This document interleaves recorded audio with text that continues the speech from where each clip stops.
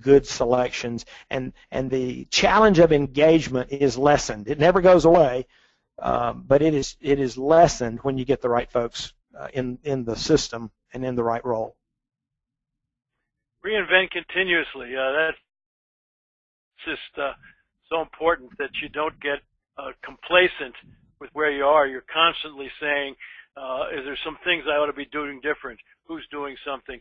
My wife, Margie, runs the Office of the Future in our company because I think you have to manage the present and create the future. So she has a group of people that are studying what's happening out there in other companies so we can reinvent ourselves continuously. Yeah, Ken Jennings mentioned this in the last half hour about the creativity that leaders need to bring to the work. I mean, it's no news flash that the world is changing, and the ideas that work today may not work next week or next month.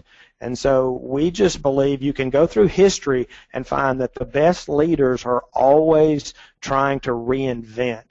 And I think they do that because they understand intuitively that progress is always preceded by change. It's actually a pretty good litmus test, I think, to figure out someone's leadership quotient, because you don't want people in charge who don't want anything to change. Leaders understand change is part of our role, and we think it's an ongoing challenge, but something we have to embrace. Well, I guess results and relationships.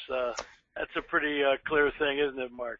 Well, it's clear, but when we talk about it, we say that it is the most challenging of these 5 practices. And when I meet someone or in front of a group of people for the first time, and I tell them, I said, this is the one you're going to struggle the most with, they often think that's a bit, uncalled for, and however met are going to struggle here.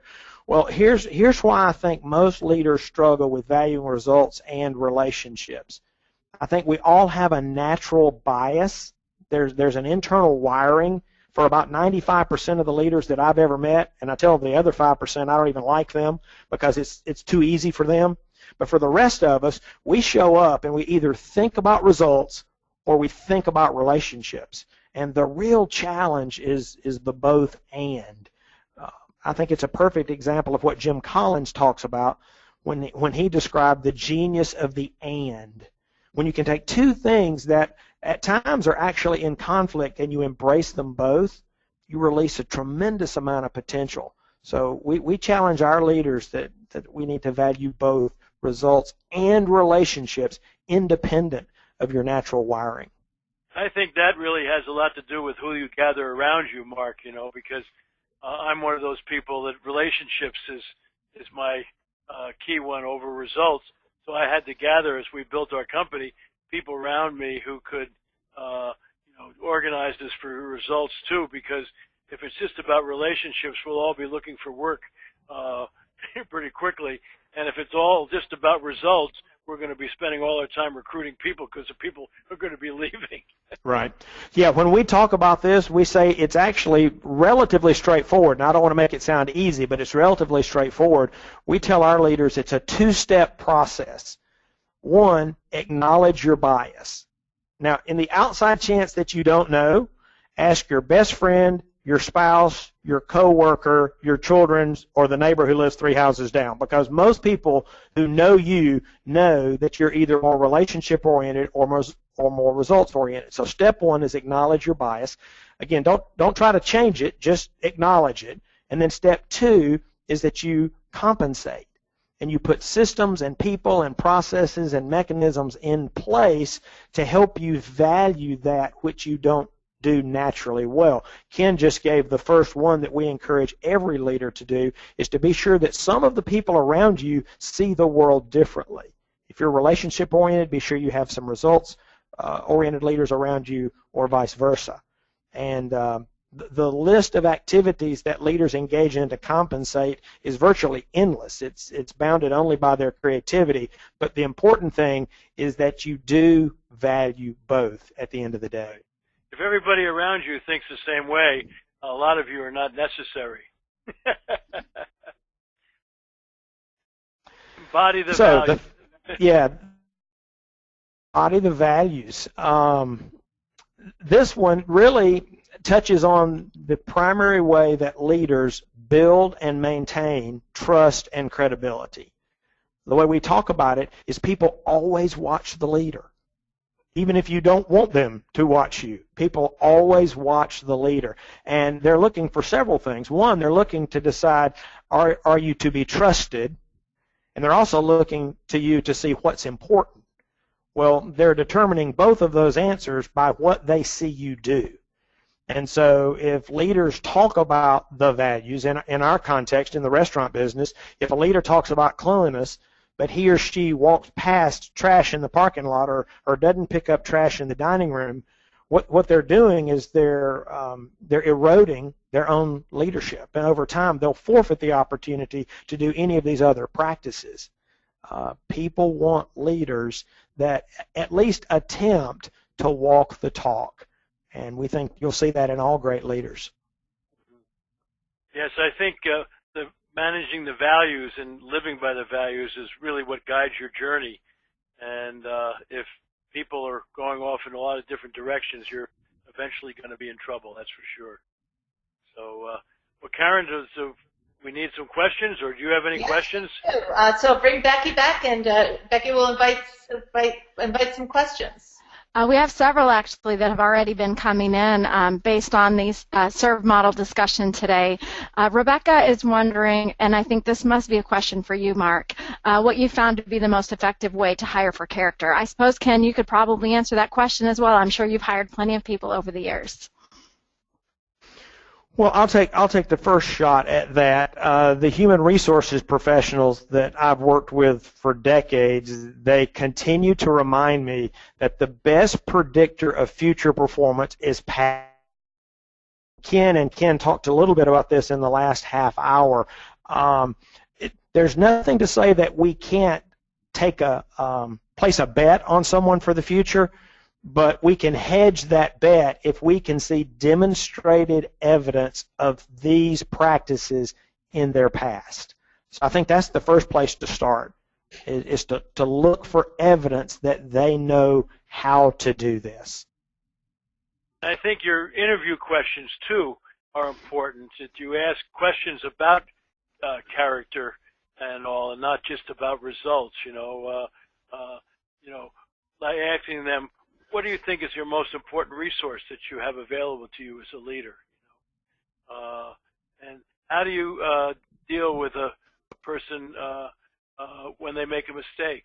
How do you deal with a person when they're doing well? Ask them questions that reveal who they are rather than just read their resumes. I will quickly add one caveat. I mentioned a moment ago the iceberg, and we're talking here with the serve model about those attributes that are above the waterline. And if you could just think about the metaphor for a moment, it's actually easy to see things that are above the waterline, but there's so much more. Ken's reference to character. What we have found to be helpful, particularly with young leaders or emerging leaders, if you're dealing with adults, you should be able to see evidence of these things in their past. But if you're dealing with young people, what you may have to do is then look below the waterline and begin to look for those character traits and those behavioral manifestations of character traits that mark those leaders.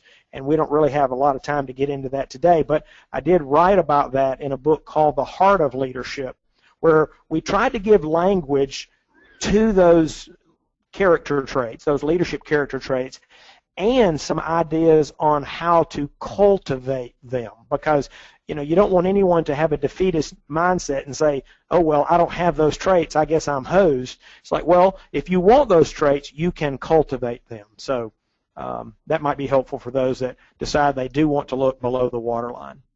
Very helpful. Thanks, Mark. I like this question from Rob. And Mark, I was off camera, but I was chuckling when you said you need to acknowledge your bias about whether you're relationship-oriented or task-oriented. I bet both of you are results-oriented. I bet both of you on this call probably know which one I am. And so I was giggling at that, Mark.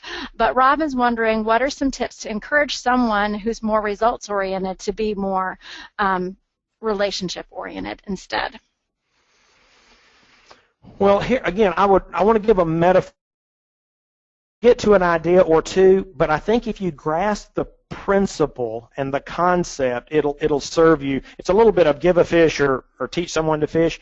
Think of it like glasses. If you need glasses, what you're trying to do is dial in the appropriate prescription. It doesn't make you a lesser leader because you need glasses. I think you're pretty smart because you're trying to compensate for something you don't do naturally well. So I think the idea here is once you own your bias, is begin to look for the prescription that will serve you. So I'll give you an example. I'm more results oriented. So one or two bizarre examples. I had in my annual plan, I've done this more than once, where I say I'm going to write 250 notes of thanks, encouragement, and appreciation. And so what I've basically done is I've taken something that you could consider a relation-based activity, and I've turned it into a results-based activity because I put it in my plan and I could count it, weigh it, and measure it. Now, to those that are listening to this who are more relationship-oriented, they're kind of freaking out saying that feels kind of sketchy. But to those that are results-oriented, you're probably thinking, hey, that's a pretty good idea. I could put it in my plan, and then I could count, weigh, and measure it. But in the process, you're actually doing a relationship-oriented activity. So let me give you one that's a little more bizarre. We were remodeling some space at the Chicken, and the architects were trying to put my office in a particular location, and I challenged them on that. And I told them I wanted it to be on the other end of the building, and they said, why? And I said, because I know myself, and I'll go up and down these steps, but my team is over there. I want to have to walk through this space so that I can be forced, literally, by my path going and coming to interact with my team. So I'm looking for both things I can put in my plan, those things I can do unconsciously that will help me value relationships. So you just got to figure out what is your prescription, and you'll try stuff and it won't help, and you need to try something else. But you can't give up, or you're like the man or woman that just says, well, I just won't wear my glasses and I won't be able to see. You got to keep working on what is the right prescription for you. Mark, you'll get a kick out of this. I was working with a president a while back, and he was definitely a results-oriented type. And he was so proud to show me that in his office he had his own bathroom and a shower and all that. And I said, well, do you have a carpenter here? And I said, what? He said, why? I said, I want to board that up. I said, because if you have to go to the bathroom and you at least go out and walk by some people or maybe see some people, that might help you. But yeah. But the first step is acknowledging, A, that there's a bias, and 2, that I need to compensate. And maybe it's as extreme as boarding up the bathroom. It may be as simple as bringing some people around you who think differently. And that can pay huge dividends, particularly if you put them on your leadership team and they're in your inner circle, so it's not an occasional contact, but it's a frequent interaction with those people. They will help you compensate over time. That's fantastic. So this is a bit of a shift with this question. This came from John. He's wondering, what are some specific things you can do to develop a servant leadership culture over the long haul for your organization? Ken, you want to take a shot at that? Well, I think the first one starts with, getting a vision. And part of that vision is that you're here to serve, not to be served. And I think you need to start that because that starts to build a culture, don't you think, Mark? Because you have to be intentional about creating a servant leadership culture, and it starts with the vision. Yes, the way I talk about that is, if you can't envision it, you'll never create it. I mean, you've got to see it enough to pursue it. But beyond that, Ken, it's interesting. I think we're on that journey here at Chick-fil-A, and for us, the first step beyond that vision was we needed to define it. I think there are a lot of organizations that don't have a leadership culture, and the fundamental reason is they don't have common language. And I tell people, I don't even care how you define it. Pick any one of those 6,000 definitions that are out there, or make up your own. But if you don't have a common language, I don't believe you'll ever have a leadership culture. And then, Mark, you mentioned it earlier. A lot of people think that this wouldn't be part of being a servant leader. You got to get some ways to measure what you're doing, so you can reward and praise and all people who are moving in the direction that you want. Sure, you can also measure your progress. And I tell folks early in the journey, it may be as simple as how many people have been trained on our point of view. But at some point, you're going to move past an activity measure to more of an outcome measure. And any number of ways to do that. At Federal Express, the last time I checked, they have a leadership index, which is created from questions off of their engagement survey, and that gives their leaders a score. At GE and other organizations, they use a 9-box. We are looking at how many leaders are ready for their next opportunity. So there are any number of ways, but I think that is part of the equation, certainly, Ken. And then there are probably several others, but for time, let me just mention one more. Current leaders must model the desired form and style of leadership. If you say you want servant leadership and you don't have servant leaders in key roles, you'll undermine the entire process. Thank you, Mark. I like this question that just came in from Rich. Obviously, today we're promoting the books of the folks who are on this call, but Rich is wondering for each of the two of you what you're currently reading, and other than your own books, what's the first book you would want your team to read in really understanding and grasping these topics around servant leadership? Well, I have a ministry called Lead Like Jesus, so I recommend that you take a look at the Bible, whether you're a believer or not, particularly the Gospels, to see a guy. I was on a program with John Ortberg, who was a great pastor, was in Atlanta, and his church is in Northern California. I said, John, why would you be down here saying that Jesus is the greatest leader of all times? And he laughed, and he said to the audience, suppose you were a gambler 2,100 years ago. Where would you put your money on lasting? The Roman Empire and the Roman army, or a little Jewish rabbi with 12 incompetent followers? And he said, isn't it interesting, 2,100 years later, he said, we're still calling kids Jesus, Peter, Paul, and Mary, but we call our dogs Nero and Caesar. I rest my case. So that's one place I would recommend, and I continue to read. Mark? Well, to your question, I just finished Cheryl's book, Dare to Serve, which we'll be talking about during the next half hour. So that was my most recent read. I felt like if I was going to have a conversation with Cheryl, I needed to read that. And it's a wonderful story of the turnaround of the Popeyes organization. So I think that would be a good read for any of our listeners, full of very practical and pragmatic ideas that helped her turn around that organization. And what would you recommend for your team to read besides your own books, Mark? Anything else? Well, that's a great question. I often, when someone asks that question, I like to ask the next question or the next question, which I know we can't do with Rich, who submitted this. But I like for people to think about what is their felt need. And so in the absence of knowing that, because leadership, as we all know, is a huge topic, and there's so many outstanding books, and so I generally like to have a little more precision with my recommendations. So let me give you this with that disclaimer. One of the most challenging leadership books that I've read in my entire life is a book by Dr. Henry Cloud called Necessary Endings. Now, I'm just confessing, it was a really powerful read for me in part because I'm not great at necessary endings, and but I was so moved by that book, I've distributed, I guess, about 5,000 copies so far. It is a book that I think every leader should read. Henry's book, Necessary Endings. Sometimes you got to share people with the competition.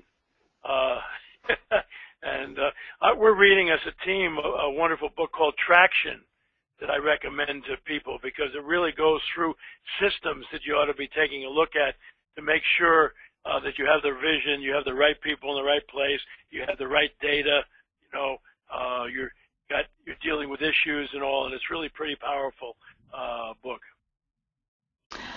Thanks, Ken. So we are going to prepare to welcome Cheryl Batchelder for the next conversation. Ken Blanchard, I would like to thank you so much for investing an hour of your morning with us from your office there in Escondido, California. And every time I have the chance to interact with you, Ken, I'm just overwhelmed by your graciousness and your wisdom. And so thank you so much. Do you have any closing remarks as you leave us today? Thank you for giving me an opportunity to spend a half an hour with two of my favorite people, Ken Jennings and Mark Miller. They are constant learners and pushing the envelope, and I think it's just great that they're out there, and I'm glad that I know them, and thanks for letting me spend some time with them. Sure thing. Thanks, Ken. And later on, as we have the giveaways, we are going to give away some copies of your new book, The New 1 Minute Manager, and also some copies of Collaboration Begins With You to people who are participating.